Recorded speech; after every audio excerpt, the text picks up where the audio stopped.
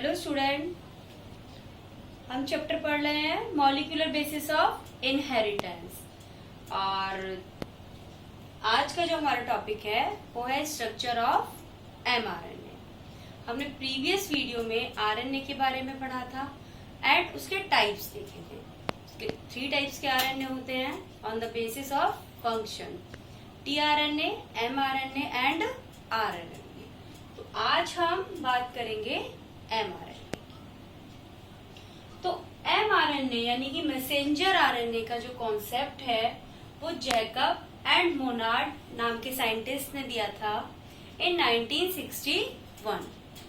और उन्होंने बताया कि कुछ मॉलिक्यूल्स होते हैं जो डीएनए से इंफॉर्मेशन लेकर जाते हैं राइबोसोम्स तक, और इन मॉलिक्यूल्स को कहा गया एमआरएनए।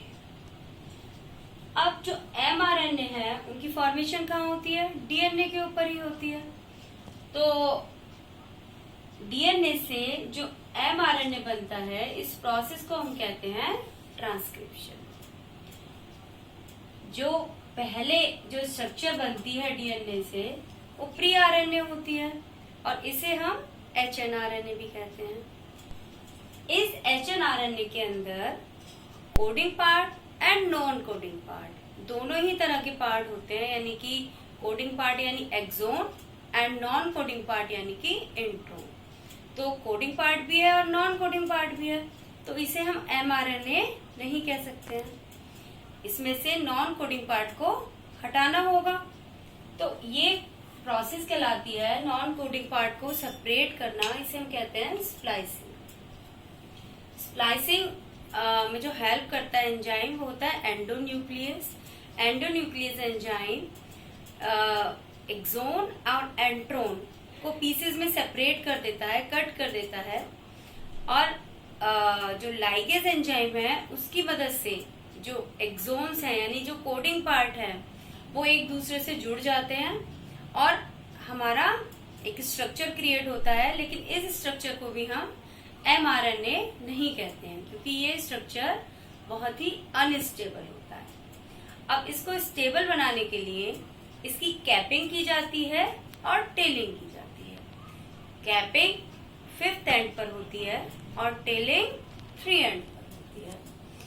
तो अब हम देखते हैं कि कैसे कैपिंग और टेलिंग की जाती है। Okay, this is the strand of DNA. ये डीएनए का एक स्ट्रैंड है। इससे एचएनआरएनए बनता है जिसके अंदर कोडिंग पार्ट भी होते हैं। कोडिंग पार्ट यानी कि exons and non coding part भी होते हैं। नॉन कोडिंग पार्ट यानी कि इंट्रोन्स। अब इन कोडिंग और नॉन कोडिंग पार्ट्स को एंडोन्यूक्लियस की मदद से एक दूसरे से सेपरेट किया जाता है, यानी इन्हें कट कर दिया जाता है और पीसेस अलग अलग हो जाते हैं। अब जो लाइगेज एंजाइम है कोडिंग पार्ट को एक दूसरे से जोड़ देता है और इस समय जो स्ट्रक्चर बनती है वो क्या है? Unstable mRNA.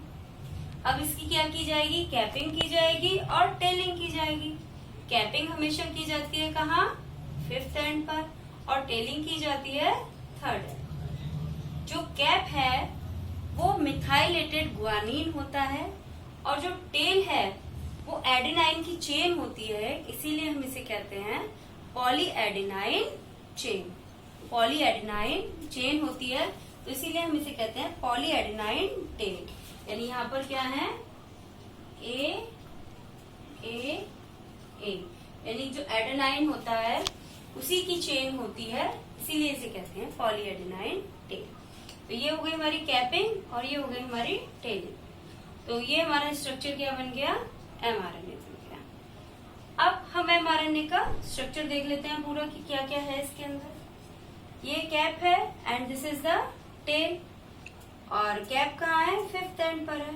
तो 5th एंड की तरफ स्टार्ट कोडोन होता है और 3 एंड की तरफ स्टॉप कोडोन होता है। स्टार्ट कोडोन हमारा AUG होता है, ट्रिपलेट। आपने जेनेटिक कोड पढ़े हैं। तो स्टार्ट कोडोन क्या है हमारा? AUG, यानी कि यहाँ से हमारी जो प्रोसेस है स्टार्ट होती है। और ये हमारा स्टॉप कोडोन है। स्टॉप कोडोन हमारे 3 होते हैं, UAA, UAG एंड UGA। ए। तो यहाँ पर कोई सा भी एक स्टॉप कोडॉन हो सकता है। और जो बीच वाला पार्ट है यानी कि स्टार्ट कोडॉन और स्टॉप कोडॉन के जो बीच वाला पार्ट है, यह स्ट्रक्चरल जीन होता है। और इस स्ट्रक्चरल जीन के पास इंफॉर्मेशन होती है for the formation of protein. तो प्रोटीन की सिंथेसिस के लिए जो इंफॉर्मेशन है वो कहाँ है, स्ट्रक्चरल जीन के पास है। और ये हमारा स्टार्ट कोडॉन, ये हमारा stop codon. Start codon 5 and पर, स्टॉप कोडॉन 3rd एंड पर। और फॉर्मेशन कहाँ हो रही है एमआरएनए की, न्यूक्लियस के अंदर हो रही है, क्योंकि डीएनए हमेशा कहाँ मिलता है, न्यूक्लियस में ही मिलता है। और एमआरएनए की फॉर्मेशन के बाद वो बाहर आ जाता है न्यूक्लियस से, कहाँ, साइटोप्लाज्म के अंदर। और कहाँ पहुंचता है वो, टीआरएनए के पास पहुंचता है। वहाँ टीआरएनए जो भी कोड ये इंफॉर्मेशन लेकर आया है डीएनए से, उसको रीड करता है और उसके बाद उसको राइबोसोम्स तक पहुंचाता है, जिससे कि प्रोटीन की सिंथेसिस हो सके। तो ये है हमारा स्ट्रक्चर एमआरएनए का। अब हम एक बार सीक्वेंस भी देख लेते हैं। ये हमारा डीएनए है। तो अगर डीएनए न्यूक्लियोटाइड पर जो नाइट्रोजन बेसेस हैं ए, यू, टी, टी, सी, है ना, ये हमारे न्यूक्लियोटाइड का सीक्वेंस है डीएनए के ऊपर। तो जो हमारा आरएनए का स्ट्रैंड बनेगा उसके ऊपर सीक्वेंस क्या होगा, ए के साथ जुड़ता है टी, लेकिन आरएनए के अंदर टी नहीं होता है, उसके अंदर क्या होता है, यूरासिल होता है। तो ए के साथ जुड़ेगा टी,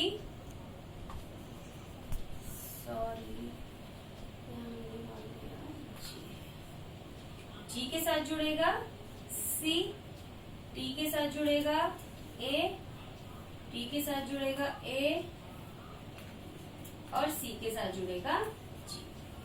तो ये हमारा जो कॉम्प्लीमेंट्री स्ट्रैंड है उसके ऊपर जो सीक्वेंस होगा न्यूक्लियोटाइड का वो इस तरह से होगा। ए के साथ टी की जगह क्या जुड़ेगा, यू जुड़ेगा, क्योंकि आरएनए के अंदर यूरासिल पाया जाता है, थायमिन नहीं पाया जाता है। तो आज हमने पढ़ा एमआरएनए का स्ट्रक्चर और अब नेक्स्ट वीडियो में टीआरएनए के बारे में पढ़ेंगे। Okay student, thank you and have a nice day.